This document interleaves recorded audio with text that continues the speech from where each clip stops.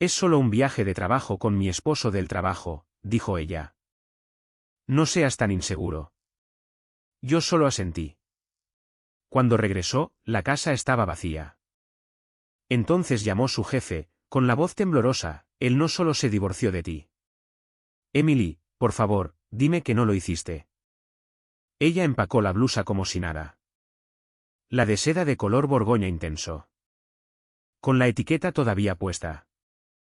La había visto pasarla en su teléfono meses atrás y murmurar algo como: demasiado para la oficina. Aparentemente, Denver tiene un código de vestimenta diferente. Es solo un viaje de trabajo con Michael, dijo, deslizándola en el equipaje de mano como si no acabara de establecer el tono para toda la semana. Ya sabes, mi esposo del trabajo. De hecho, se rió cuando dijo eso, como si fuera un chiste en el que ambos estábamos de acuerdo. Metió un segundo par de tacones, luego un tercero. Ahora tarareaba. Yo estaba de pie en el umbral de nuestra habitación, con las manos en los bolsillos, observando sus atuendos seleccionados que nunca le había visto usar en 13 años de matrimonio. No necesitas merodear, David, murmuró sin mirarme, como si yo fuera el gato de la casa pidiendo comida. Son negocios. No seas tan inseguro.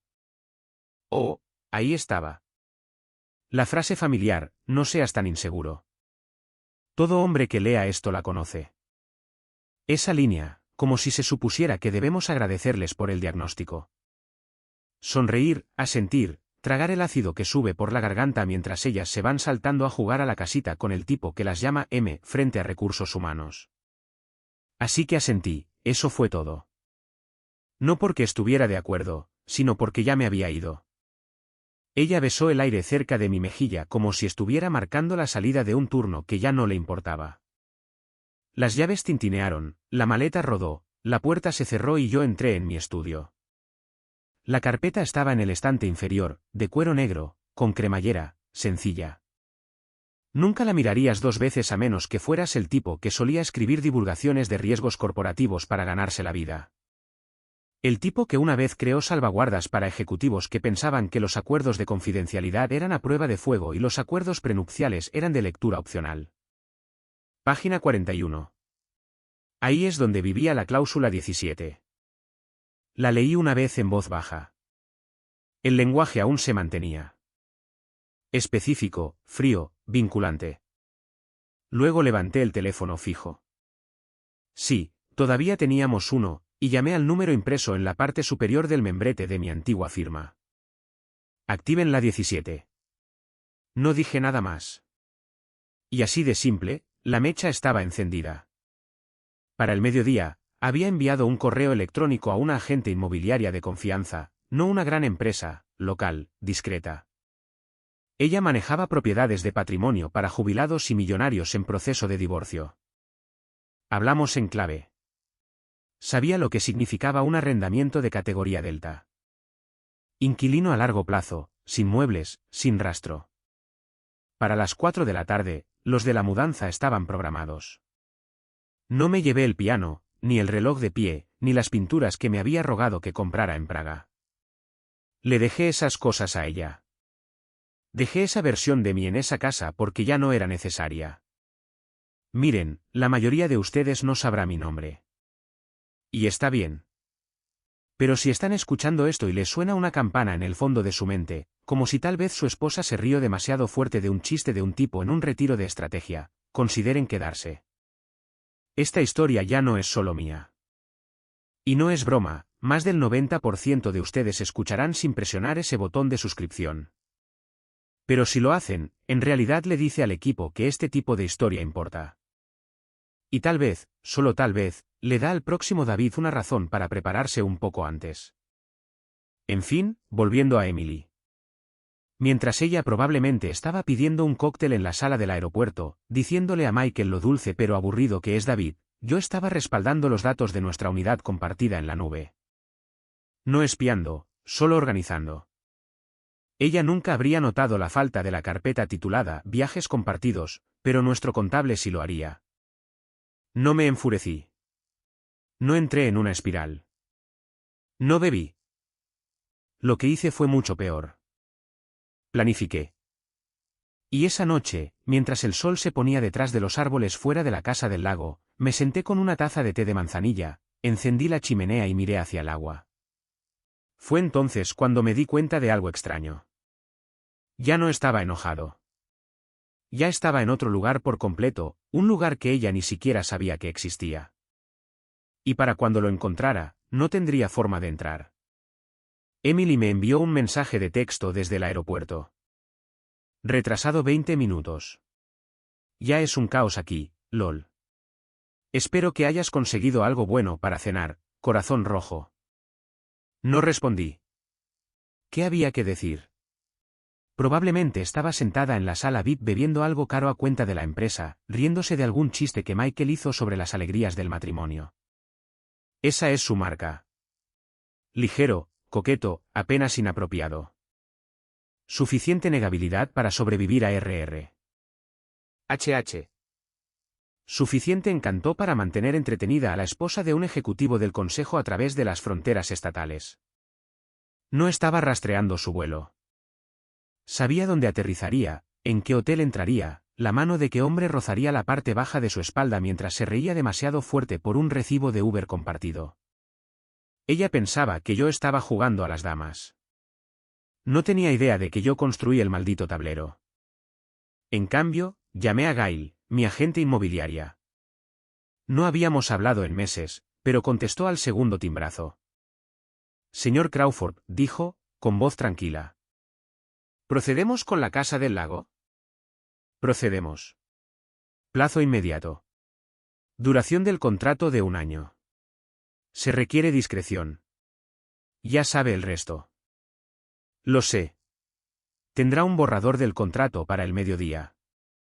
Los de la mudanza ya están reservados. Solo tengo que despejar el ático. Colgamos. Sin preguntas. Por eso la elegí. Luego abrí mi cliente de correo electrónico y escribí solo 4 palabras a un contacto seguro en mi antigua firma. Solicitud de activación. Cláusula 17. La belleza de la cláusula 17 era su simplicidad. No era ruidosa. No acusaba. No amenazaba. Simplemente se movía como un iceberg. Masiva, lenta, inevitable. La fricción legal estaba incorporada en ella, como una prensa hidráulica envuelta en terciopelo, diseñada para desencadenar una revisión silenciosa cada vez que un tercero, es decir, yo y solo yo, observaba patrones de desviación ética. No se trataba solo del acuerdo prenupcial. Eso habría sido demasiado predecible. No, la cláusula 17 se conectaba a algo más profundo. La compañía de Emily había contratado a mi antigua firma hacía 2 años para auditorías de integridad externas.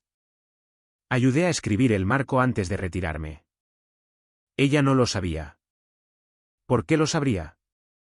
Nunca le importó lo que yo hacía en el trabajo. Solo que recordara su pedido de batido verde. Me serví una bebida, whisky escocés, solo, y caminé hacia el garaje, abrí un gabinete polvoriento, saqué una caja de archivo de cartón etiquetada como privado, mantener hasta solicitud. Dentro había 5 carpetas, una para nuestra hipoteca, una para nuestras sociedades de responsabilidad limitada, una para extractos antiguos y 2 etiquetadas con su nombre. No acusaciones, solo documentación. Confirmaciones de aerolíneas de conferencias pasadas. Un recibo de un tratamiento de spa para 2. Facturado a la tarjeta de la empresa. Una foto que alguien me envió una vez durante una conferencia en Phoenix donde su mano descansaba con demasiada familiaridad en el regazo de su esposo del trabajo durante un panel sobre contratación de diversidad. No le mostré esas cosas. No las mencioné porque nada de eso era para una discusión. Era para tener ventaja. Al atardecer, la casa del lago estaba oficialmente fuera del mercado. Había firmado el contrato de arrendamiento yo mismo electrónicamente como único propietario. No era solo un refugio, era mi cortafuegos. Programé la transferencia bancaria para comprar su parte del condominio usando una sociedad de responsabilidad limitada que ella olvidó que habíamos creado cuando pensábamos que estaríamos comprando y vendiendo propiedades con fines fiscales, había dicho ella. Le dejé mantener el término. Todo estaba limpio, silencioso, legal. A las 6:14 de la tarde, recibí la confirmación del contacto de cumplimiento interno de su empresa. Recibido. Marco de la cláusula 17 revisado. Procederemos discretamente. Ella nunca sabría quién lo señaló. El registro de auditoría no mostraría mi nombre. Eso era parte del diseño. Esa noche, dormí en la casa del lago por primera vez en años. El lugar olía a cedro y a distancia. Me senté en la terraza con una manta y dejé que la quietud me envolviera. Sin sirenas, sin el zumbido del lavavajillas, sin el suspiro pasivo-agresivo de la habitación de al lado. Solo silencio. Ella pensaba que esto se trataba de venganza. No lo era. Era sustracción. Eliminar el ruido. Eliminar las mentiras. Eliminar a la mujer que empacó su blusa de seda como si se le debiera algo por tolerarme. Una vez le dijo a su hermana después de uno de nuestros días de acción de gracias. David es el tipo de hombre que nunca se va. Simplemente te espera hasta que te canses. No estaba equivocada. Excepto que esta vez me fui yo primero. Y no estaba esperando. Estaba cerrando. Día 2 en Denver. Emily no había enviado mensajes de texto desde que aterrizó. Ni siquiera uno de sus mensajes de llegué bien. Del tipo que envía con un emoji de corazón para fingir que todavía opera con afecto en piloto automático. No esperaba uno. Ese guión ya había terminado para entonces. La casa del lago tenía agua corriente, sábanas limpias y una nueva llave del buzón. Estaba a mitad de la limpieza de un armario de almacenamiento cuando escuché el zumbido del viejo teléfono que mantenía encendido exactamente para este tipo de momento. Sin tarjeta SIM, sin aplicaciones, solo correo electrónico encriptado y una lista de direcciones limitada a 7 nombres. La línea de asunto me golpeó como un trueno silencioso. Mira quién acaba de entrar. El remitente. Cal Morris. Contratista de ciberseguridad retirado. Dirigió las auditorías para la firma de Emily antes de su reorganización interna. Jugamos al golf una vez en un retiro de la empresa en 2019. Bebió Coca-Cola Light todo el tiempo y venció a todos por 20 golpes. Tampoco olvidaba nunca las caras ni los errores. Se había mantenido suscrito a las actualizaciones de exalumnos y a las instantáneas sociales de la firma. Básicamente una presentación de diapositivas continua de retiros ejecutivos, creación de equipos y otros eufemismos amigables de RR. HH. Para el ocio corporativo. La foto no era escandalosa a primera vista, solo Emily en un jacuzzi, con el brazo casualmente colocado sobre los hombros de Michael, una mimosa a medio terminar en su mano libre, su cabeza inclinada hacia atrás, riéndose de algo justo fuera de cuadro. Sin etiquetas con nombres, sin leyendas, pero inconfundiblemente ella. El cabello recogido de la manera en que nunca lo usaba en casa. La misma blusa, ahora desabrochada y atada a la cintura, flotando abierta lo suficiente como para responder una pregunta que ningún oficial de ética quiere hacer. La nota de cal debajo de la imagen era tan seca como siempre. No sabía que a tu esposa le gustaban los retiros de bienestar. Pensé que habían recortado los presupuestos este año. Miré fijamente la imagen, no con el corazón roto, ni siquiera con ira, solo con confirmación. No de que me estuviera engañando. Eso ya lo sabía. Sino de que era visible, pública, que ya no le importaba quién la viera. Reenvié la foto a una única dirección, luego eliminé el mensaje y la imagen, no solo de la bandeja de entrada. Accedí a la unidad segura del teléfono y borré por completo el bloque de almacenamiento, no porque me preocupara la privacidad, sino porque nunca se trató de guardar pruebas. Se trataba de activar resultados. No necesitaba la foto para un juicio. No iría a juicio. Necesitaba la foto porque activaba la subcláusula 17b. La confirmación visual de una conducta considerada perjudicial para la reputación de los socios compartidos o fiduciarios se tratará como una violación ética, independientemente de la infidelidad física. Mi lenguaje, su firma, enterrada en una carpeta llamada Excepciones Ejecutivas. Ella nunca la había leído. La imagen reenviada no fue a un abogado. Fue a un viejo amigo en supervisión de cumplimiento, no a legal interno, a ética, un departamento mucho menos interesado en él dijo, ella dijo, y mucho más interesado en lo que está registrado, lo que está en la nómina y quién será despedido antes de que la Junta se reúna el próximo trimestre. 2 horas después, recibí una notificación silenciosa. Archivo recibido, marca de tiempo registrada, flujo de auditoría iniciado. Eso es todo. Sin drama, sin respuesta, solo el zumbido del motor arrancando. Cerré la computadora portátil y saqué la basura. Literalmente, recibos viejos, fotos sobrantes de un viaje de campamento que nunca hicimos. Una caja etiquetada como tarjetas de aniversario.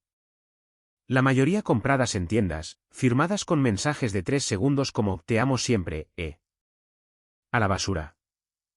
Fuera de mi sistema. Mientras tanto, en algún lugar de Colorado, Emily flotaba en el calor, con los ojos cerrados, rodeada de burbujas y mentiras, y la voz de otro hombre diciéndole que todavía era interesante. No tenía idea de que la foto existía, menos idea de lo que significaba, y absolutamente ninguna pista de que en 24 horas, su tarjeta de identificación no funcionaría. Su bandeja de entrada desaparecería, y su jefe, Michael, de repente comenzaría a susurrar palabras como exposición y malversación en un teléfono que no sabría que estaba siendo monitoreado. Porque Emily nunca pensó que el hombre tranquilo en su cama fuera capaz de algo más que silencio. Confundió la calma con la debilidad. Y ahora se reía en un jacuzzi mientras los cimientos mismos debajo de ella comenzaban a pudrirse. En silencio, con elegancia, legalmente, empacó tacones para Denver. Debería haber empacado un abogado. La puerta no se abrió como solía hacerlo. Eso fue lo primero que notó. La resistencia, el ligero cambio en la presión del aire, como si la casa exhalara cuando ella entraba. Emily hizo rodar su maleta sobre el umbral y se detuvo. No había olor a velas, ni el bajo zumbido del lavavajillas en su ciclo habitual de domingo por la noche. Solo silencio. David, gritó, su voz ya más delgada de lo que pretendía. Sin respuesta. El vestíbulo estaba oscuro. Sus tacones resonaban contra las baldosas más fuerte de lo habitual. Encendió la luz y parpadeó. El espejo se había ido. La mesa auxiliar también. Incluso la alfombra había sido enrollada y reemplazada por madera dura simple. Llevó su maleta hacia la sala de estar y se congeló. No había sofá, ni mesa de café, ni foto de boda enmarcada en la repisa de la chimenea. La de Men donde ella estaba descalza y él tenía esa rara sonrisa, casi una sonrisa burlona, porque ella le había susurrado algo sobre fugarse. El marco se había ido. También la repisa. Literalmente, la chimenea había sido sellada con paneles de yeso sin costuras. Se dirigió hacia el dormitorio, el pánico creciendo, la respiración entrecortada. La puerta del dormitorio estaba abierta, las luces ya encendidas. El armazón de la cama estaba solo, despojado de sábanas, edredón, almohadas, incluso el protector del colchón. Quedaba una mesita de noche, la que nunca usaba. Se acercó al armario y lo abrió de un tirón. Una sola percha se balanceaba suavemente en la barra como burlándose de ella. Pegado al interior de la puerta había un solo cuadrado de papel doblado una vez. Lo abrió. 4 palabras, escritas a máquina. Nada aquí fue accidental. Sin firma. Retrocedió tambaleándose como si alguien la hubiera abofeteado. Su teléfono ya estaba en su mano antes de que se diera cuenta. Marcando el buzón de voz. David, ¿qué demonios está pasando? Ladró. Devuélveme la llamada ahora mismo. ¿Qué es esto? ¿Nos han robado? ¿Estás bromeando conmigo? Terminó la llamada inmediatamente, volvió a marcar. Nada. Se desplazó hacia abajo, encontró un nombre diferente. Michael, su jefe. Contestó al segundo timbrazo.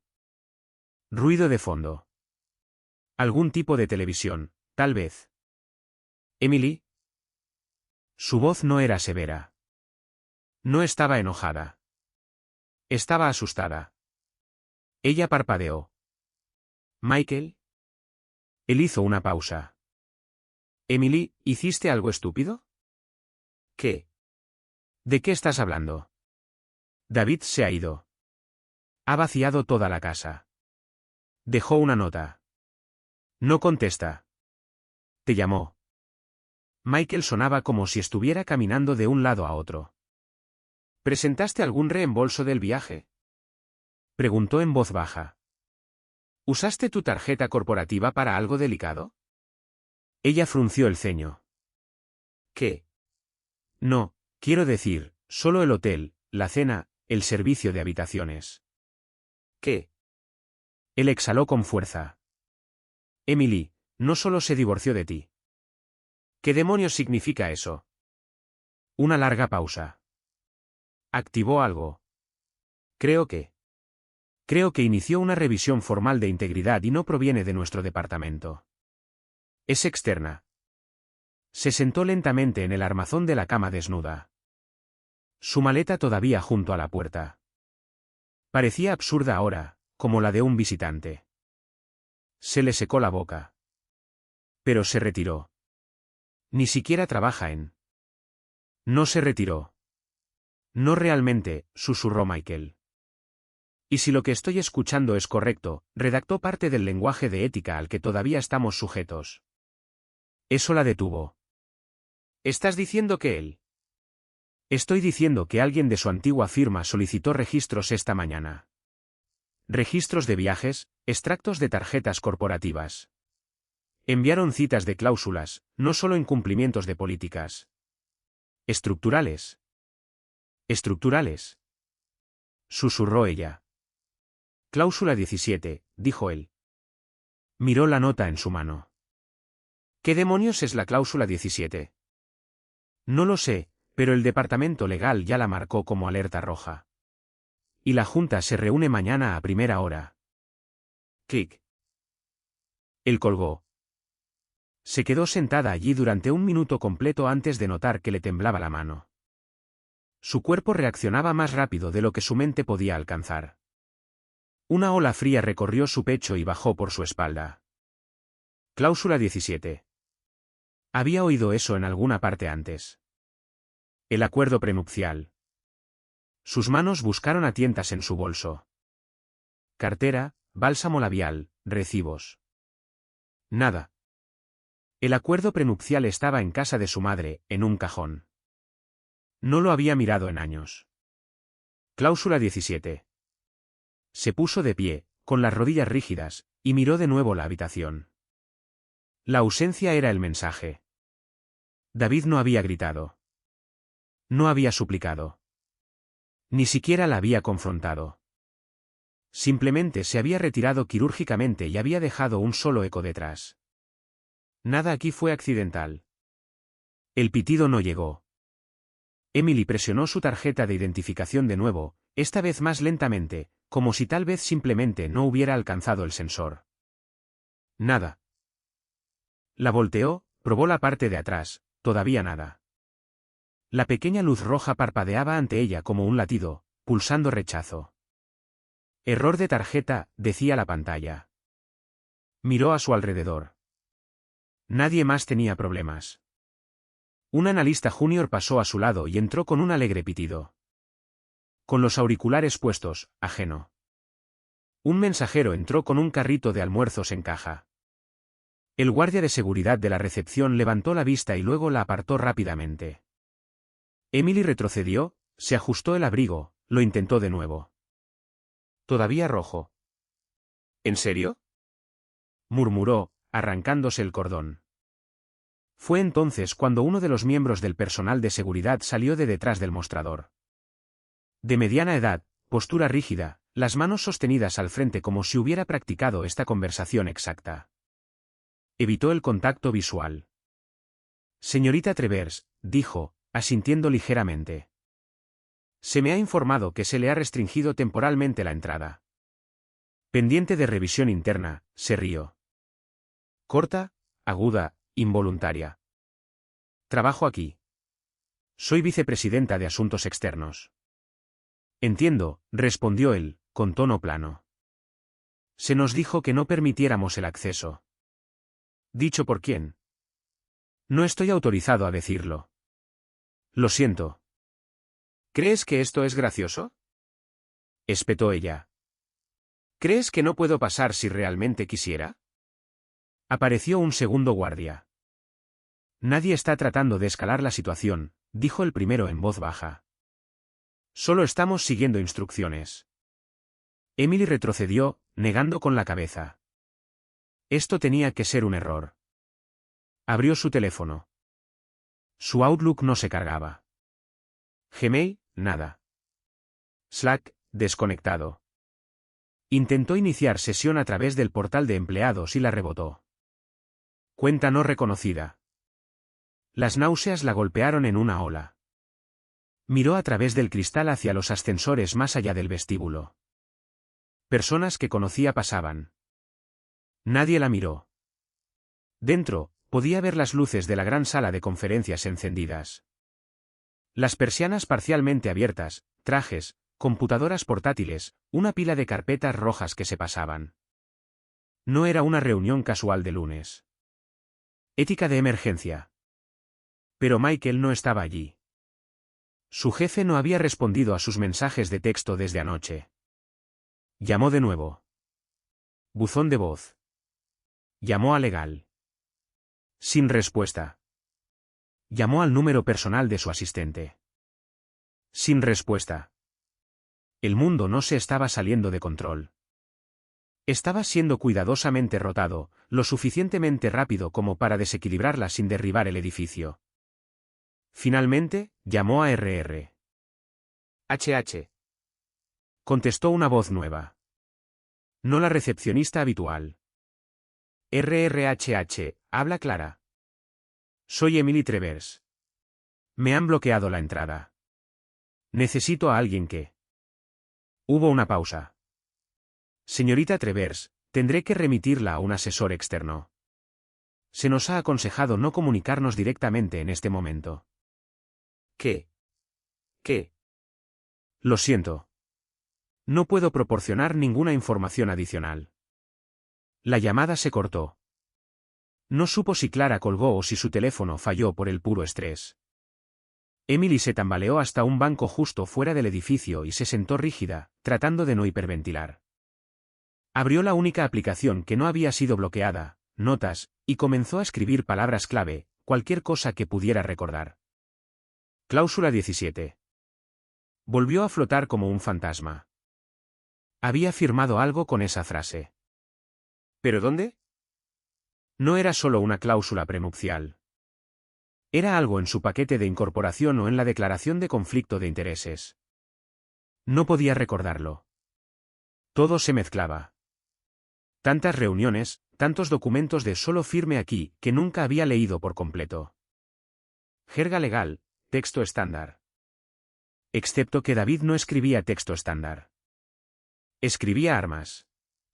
Y ahora las piezas encajaban. La cláusula 17 era suya. El comité de ética no estaba aquí por casualidad. Estaban aquí porque alguien activó un detonante. Preciso, quirúrgico. Una cláusula enterrada lo suficientemente profundo como para que el departamento legal tuviera que verificar si todavía era válida. Lo era. Y la antigua firma de David. No solo fueron contratados. Estaban incrustados. Contratados silenciosamente hace 6 meses para una auditoría de cumplimiento a la que ni siquiera había prestado atención. De hecho, se había reído de ello con Michael en el ascensor. Supongo que los viejos perros guardianes están olfateando de nuevo, había dicho. Michael había sonreído con aire de suficiencia. Mientras se queden en su perrera. No lo habían hecho, y ahora ninguno de los dos tenía las llaves del edificio. Emily se puso de pie, con un frío que le calaba los huesos, y miró hacia la torre de acero y cristal que una vez la había hecho sentir poderosa. Ahora parecía un mausoleo porque esto no era un colapso. Era una demolición controlada.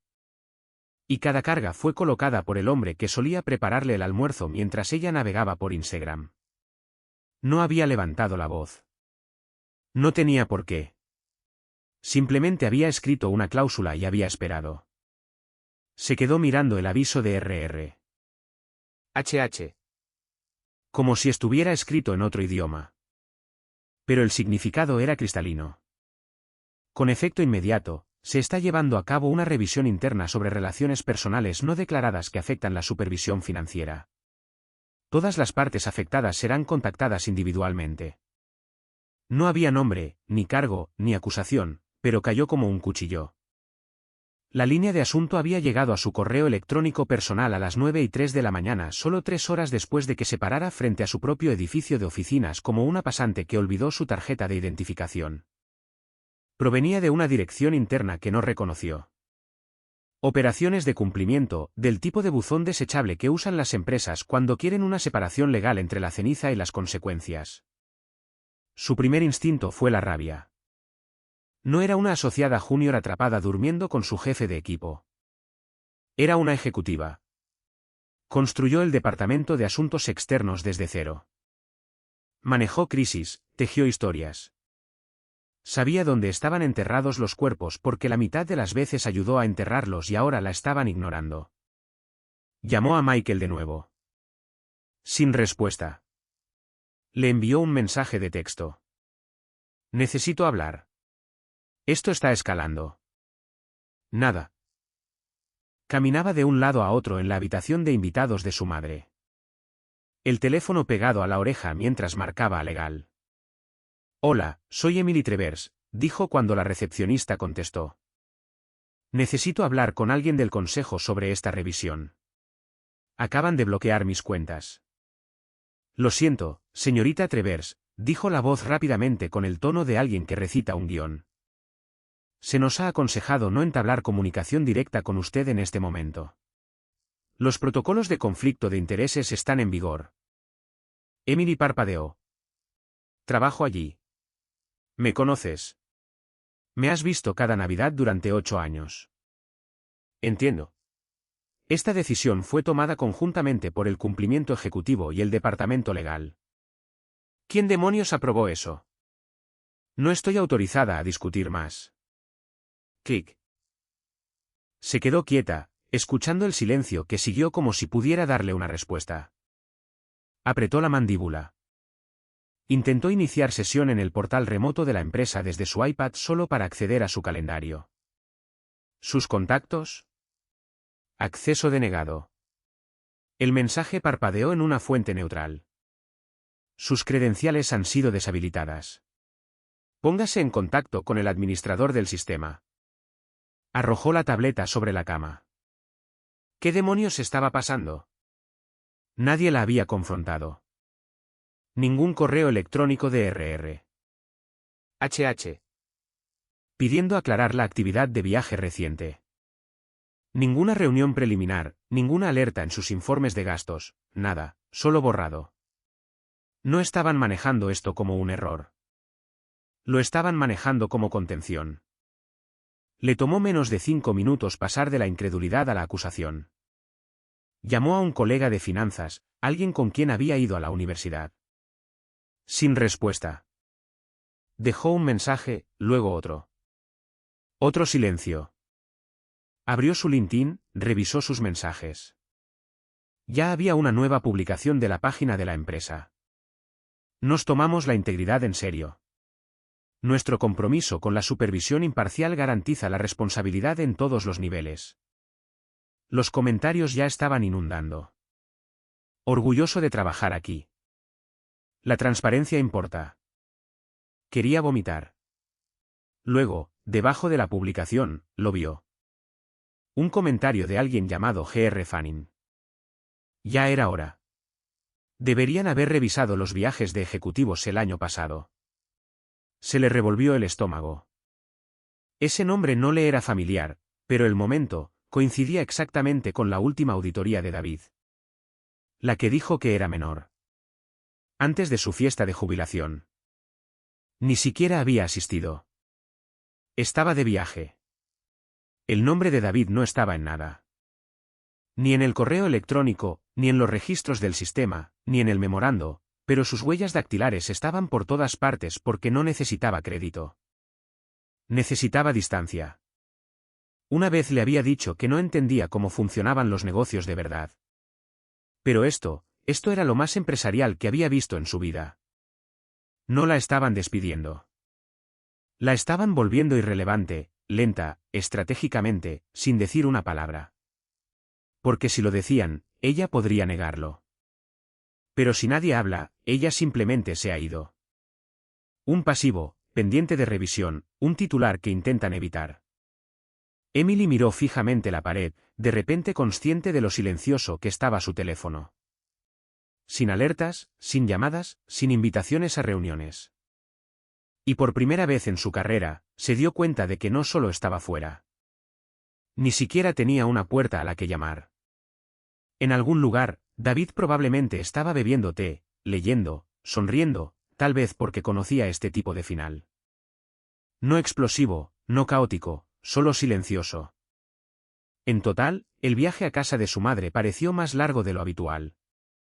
Emily agarró el volante, los nudillos blancos, su cerebro oscilando entre la incredulidad y la furia. Su bandeja de entrada estaba muerta, su calendario borrado. Michael había desaparecido. Y David, bien podría haberse desvanecido en la tierra. Su madre la recibió con el ceño fruncido y un beso en la mejilla. «Estás pálida». «¿Qué pasa?» «¿Está bien, David?» Emily murmuró algo sobre la necesidad de coger algunas cosas. No respondió preguntas. No se sentó. Fue directamente al armario del pasillo. El que tenía las cajas que nadie había tocado desde el último año fiscal. Cuarto estante. Esquina trasera. 2 cajas de archivo negras etiquetadas con un sarpie desvaído. Boda ilegal. Las bajó de un tirón, esparciendo sobres viejos, negativos de fotos enrollados, una flor de maíz seca que soltó polvo cuando golpeó el suelo. Nada de eso importaba. Abrió legal de un tirón, arrojando a un lado formularios médicos, pólizas de seguro, su antiguo testamento conjunto. Entonces sus dedos encontraron el grueso sobre de Manila. Acuerdo prenupcial. No lo había mirado en más de una década. En ese momento, era solo una casilla más que marcar antes de la ceremonia. David lo había pedido sin emoción. Con calma, casi disculpándose. He trabajado demasiado para que todo desaparezca en una pelea, había dicho. No es personal. Ella se había reído y le había restado importancia. Está bien, no tienes que explicarlo. Confío en ti.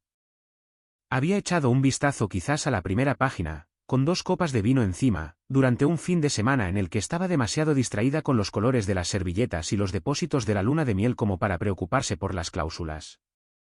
Se dejó caer al suelo del pasillo, con las piernas cruzadas como una niña, y ahora hojeó las páginas con manos temblorosas. La cláusula 17 estaba en la página 6. No respiró mientras la leía. En caso de infidelidad documentada, la parte B renuncia a todo acceso a la propiedad conyugal, incluidas las residencias secundarias, los vehículos y cualquier capital social conjunto, a menos que se modifique lo contrario por escrito y se certifique ante notario antes del evento en cuestión. Parte B. Emily Travers. No era vago. No era simbólico. Era clínico, brutal y hermético. Renuncia a todo acceso a menos que se modifique lo contrario. Pasó a la página de la firma. Allí estaba, su nombre de su puño y letra. Con curvas, segura, ligeramente inclinada hacia la derecha, un pequeño corazón sobre la I. La tinta se había corrido ligeramente a través del papel. Fechado, atestiguado, certificado ante notario. Su madre se asomó al pasillo, sosteniendo una taza de té. «Emi, ¿qué pasa?» Emily no respondió. Simplemente se quedó sentada allí, sosteniendo el contrato que acababa de detonarlo todo. Su madre se acercó. «¿Es ese el acuerdo prenupcial?» Emily asintió lentamente. Su madre se sentó a su lado, observándola de cerca. «¿Recuerdas cuándo lo firmaste?», preguntó. Emily dudó. «Pensé que era lindo», dijo finalmente. «Que quisiera protegerse.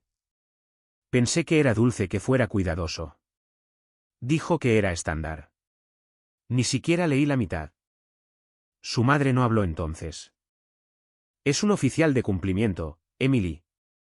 Nada de lo que hace es estándar». La cláusula 17 no había salido de la nada. No fue una reacción. Fue arquitectura. Una estructura silenciosa construida hace mucho tiempo, reforzada por cada momento pasado por alto, cada fin de semana ignorado que pasó en su estudio actualizando documentos. Se había burlado de ese David y sus pequeñas carpetas. Una vez bromeó con una amiga mientras tomaban vino. Ese hombre podría organizar un funeral por adelantado y enviarte una factura por la emoción. El chiste ya no era divertido. Ahora era profecía. Volvió a hojear el acuerdo prenupcial. Cada palabra parecía una cuenta atrás que no sabía que estaba corriendo. Los vehículos, a su nombre.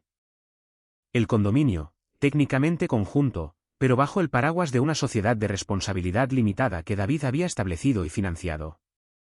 También había firmado ese papeleo, a ciegas. Sacó su teléfono e intentó acceder a la cuenta de la hipoteca en línea. Acceso denegado. No su nombre en el archivo.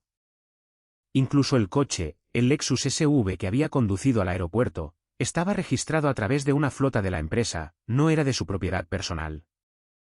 Todo encajó. Había estado viviendo en la ilusión de la igualdad. Él había estado construyendo un cortafuegos, no para herirla, sino para protegerse a sí mismo. El silencio que siguió no estaba vacío. Fue final. Emily se apretó las palmas de las manos contra los ojos hasta que vio estrellas, luego cerró el acuerdo prenupcial. No quedaba nada que impugnar. David no se había llevado todo. Se lo había entregado con un corazón sobre la i. Su teléfono sonó a las 7:46 de la tarde. Casi se le cae. Durante más de 48 horas, había sido un ladrillo muerto. Sin llamadas, sin mensajes, sin avisos de calendario, solo una pantalla llena de intentos cada vez más desesperados de volver a entrar en sistemas que ya no la reconocían. Los contactos que una vez tuvo en marcación rápida ahora estaban bloqueados por respuestas de fuera de la oficina o silencio. Pero este número todavía lo conocía de memoria. Michael, respondió antes del segundo timbrazo. ¿Michael? Finalmente. ¿Qué demonios está pasando? Me están tratando como a una criminal y nadie me lo dirá. Su voz cortó su espiral. Tranquila, tensa. Emily, por favor, dime que no declaraste ningún gasto. Las palabras la dejaron helada. ¿Yo? ¿Qué? No, quiero decir, solo el hotel. Él interrumpió.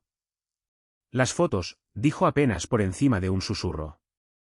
El recibo de la habitación, la marca de tiempo coincide con los metadatos de ubicación, los cargos del minibar. ¿Te das cuenta de lo mal que se ve esto? Se levantó lentamente del sofá, el acuerdo prenupcial todavía abierto en la mesa de café frente a ella como un cadáver. No había tenido el valor de enterrar a su madre. En la habitación de al lado, silenció la televisión. Michael, comenzó, tratando de estabilizar su voz. Fue un viaje de negocios.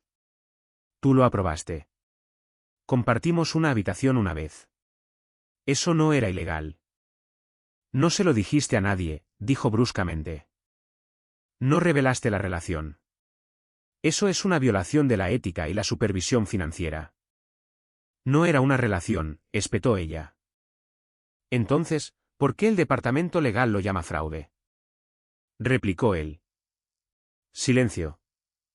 La garganta de Emily se cerró. Intentó formar una respuesta, pero su cerebro ya estaba retrocediendo, repasando cada cena, cada bebida, cada taxi que ella y Michael compartieron bajo la etiqueta de colaboración. No lo entiendes, finalmente logró decir con voz ahogada. David, él está haciendo esto. Él preparó esto. Él está detrás.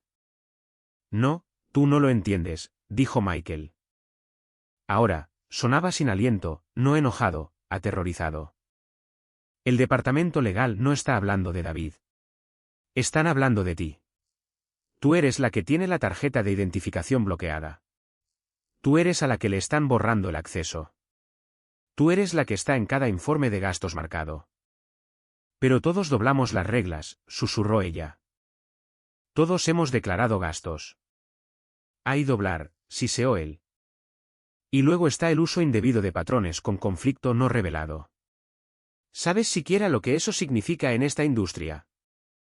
Sus rodillas se doblaron y cayó de nuevo en el sofá. Están trayendo auditores externos, continuó. No solo para ti, para mí, para todo nuestro departamento.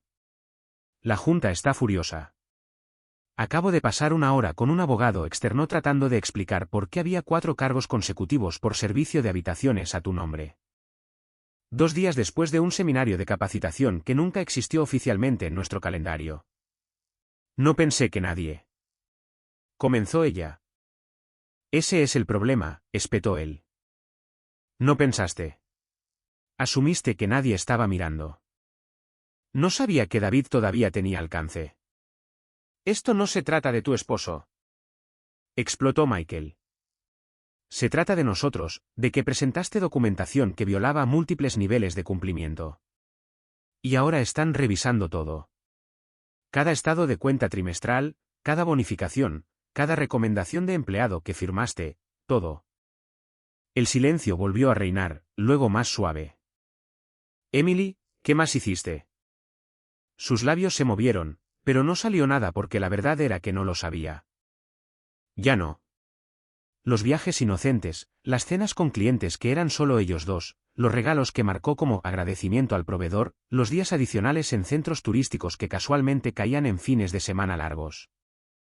Cada detalle se desdibujaba ahora. ¿Qué era personal? ¿Qué era de negocios? ¿Qué era conveniente? Había jugado el juego como todos lo jugaban. Pero olvidó la única regla que importaba. No dejes un rastro de papel si tu esposo inventó el maldito papel. Te llamo luego, murmuró y colgó antes de que él pudiera responder. Luego se quedó mirando el recibo de la habitación de Denver, todavía arrugado en su bolso. Lo sacó. Una habitación, cama king, 2 huéspedes listados, cargado a la tarjeta corporativa, firmado con su nombre. Ni siquiera le había echado un vistazo cuando se imprimió. Demasiado ocupada pidiendo postre. Ahora, parecía la prueba en un caso federal. La llamada no solo la sacudió. Rompió algo fundamental porque, por primera vez, Emily se dio cuenta de que no se trataba de un matrimonio fallido. Se trataba de fraude corporativo. Y podría no solo perder su trabajo. Podría perderlo todo. El timbre sonó justo después del mediodía. Su madre gritó desde la cocina. ¿Esperas algo, Emmy? Emily no respondió. Estaba en el sofá, todavía con la ropa de ayer, mirando su teléfono como si pudiera volver a la vida y decirle que todo era solo un fallo. Que su tarjeta de identificación funcionaba de nuevo, que su nombre no había comenzado a disolverse del organigrama de la empresa.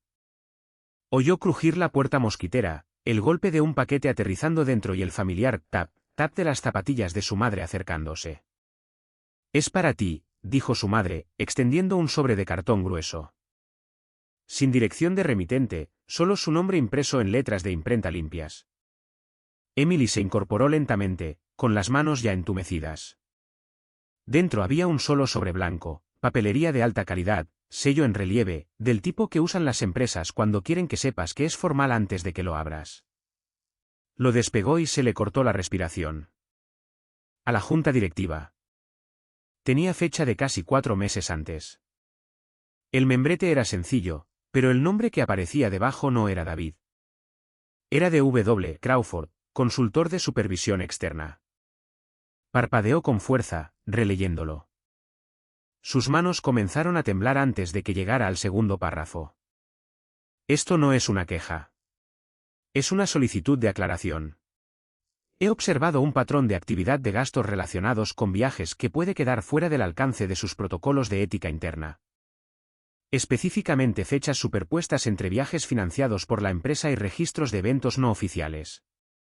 Adjunto 6 ejemplos anónimos para su revisión, incluida la documentación de respaldo. Los anexos estaban sujetos con un clip detrás de la carta. ¿Los hojeó? Anexo 3. Denver, hace 6 meses. Hotel Boutique, servicio de habitaciones pedido a la 1:12 de la madrugada. 2 platos principales, champán. Habitación a nombre de Michael Fenton. Método de pago, tarjeta corporativa terminada en 2398. Huésped adjunto al recibo, Emily Travers. Sintió como si el corazón le latiera en la garganta. No era solo el viaje a Denver. El anexo 1 era de San Diego. El anexo 5, de Toronto. Cada uno emparejado con fechas, recibos, en un caso, una foto de su tarjeta de identificación escaneada en el salón ejecutivo de un hotel que no recordaba haber informado nunca. Sin acusaciones, solo datos presentados como piezas de un rompecabezas, ensamblados silenciosamente por un hombre que nadie en el edificio recordaba como una amenaza. Volvió a la carta de presentación, escaneando la línea de cierre. Entiendo que esto puede requerir discreción. Mi función aquí no es perturbar, sino informar. En ausencia de una escalada interna, me reservo el derecho de elevar estos hallazgos a auditores externos en virtud de la sección 7 del mandato de ética si los patrones persisten sin ser abordados. Firmado, D. W. Crawford, consultor de supervisión externa, enlace regulatorio y de ética. Revisión de nivel 3. Emily dejó escapar un ruido ronco e involuntario. Mitad risa, mitad grito. Su madre entró corriendo alarmada. ¿Qué es? ¿Qué pasó? Ni siquiera podía formar palabras. Se puso de pie, agarrando los papeles, retrocediendo como si pudieran morder. Su madre miró por encima de su hombro. Esa es la firma de David, dijo en voz baja. No, dijo Emily. No, no lo es. Es otra persona. Usó un título.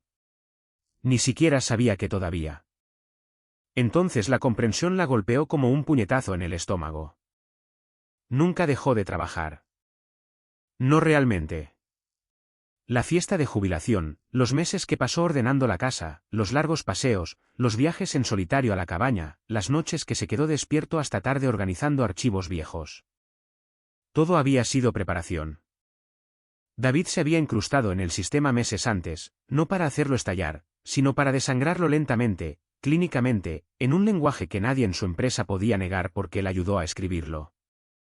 No la delató. No se enfureció ni amenazó ni le envió mensajes de texto exigiendo respuestas.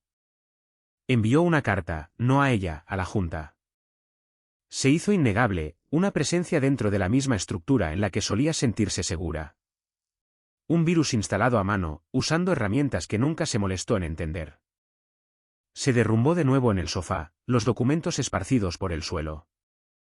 Su madre revoloteaba cerca, sin palabras.